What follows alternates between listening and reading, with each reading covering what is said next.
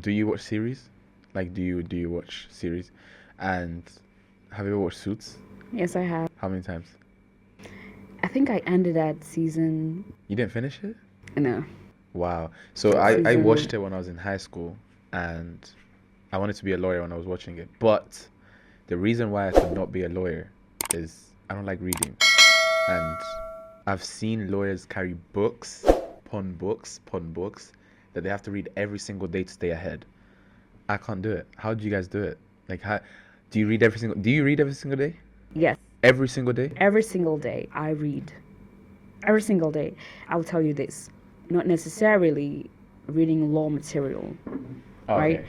I read, of course, when you have issues and you have to meet clients. For example, if you call me and say, Edith, maybe I have an issue in terms of aviation and I have an aircraft that has this and this and that. You don't have to read before I come to even see you, so that I will not, be stuttering and all that kind of stuff. If I have to go meet regulators, I need to read and understand. If I have a case, I need to read and understand everything. And so reading is constant. But also, I just like to follow in terms of geopolitics. I follow global trends and global issues. I read everyday newspapers. I visit websites such as Bloomberg and CNN, and every day. Every single day. Every single day, Monday to Sunday. And for me, it's just Monday like to Sunday. Monday to Sunday. It's not like a chore. For example, if I'm reading Bloomberg, if I'm getting notifications from Bloomberg, So you like it? I like it. It gives me so much perspective. If I'm sitting here talking to you about a certain issue, I can understand it. I can respond to you. So if you go to meetings, if you go to high places, high tables and meet people, when they discuss speak it. something, Yeah. I can say something.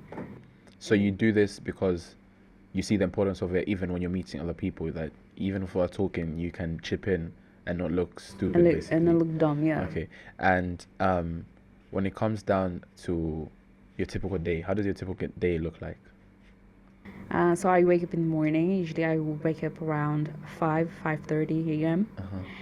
I would have a certain YouTube, video playing in the background. I'll be listening stuff about the Sahel region, which is my key interest right now, and the French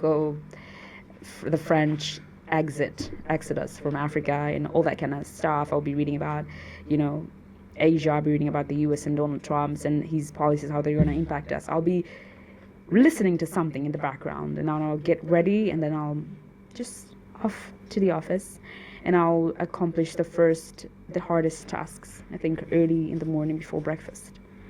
The hardest tasks, I would accomplish them, and then I would get my breakfast and do the lesser hard tasks after that in the afternoon. Yeah. Answer emails and all that kind of stuff. And then, unfortunately, I do not do sports. I have not gotten time to exercise or do anything because of the lifestyle that I have as a lawyer.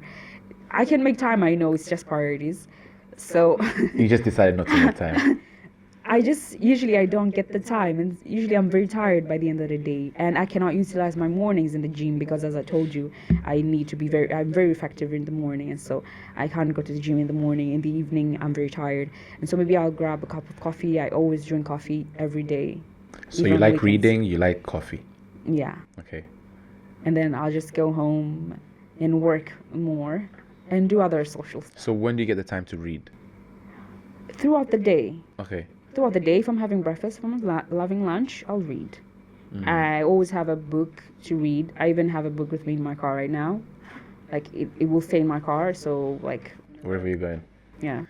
And coming back to your career, what motivated you to focus on international commercial disputes, and how would you say you developed expertise in this area? Since when I was in undergrad, I think I fell in love with the commercial, transactional kind of stuff. I fell in love with it. And so I opted for many courses that were commercially oriented courses. I did international trade and finance law, I did insurance law, I did all the commercial courses that I could opt for, negotiable instruments in terms of the checks, the law governing the checks, and promissory notes and bills and all that kind of stuff. I did that because I was really into it.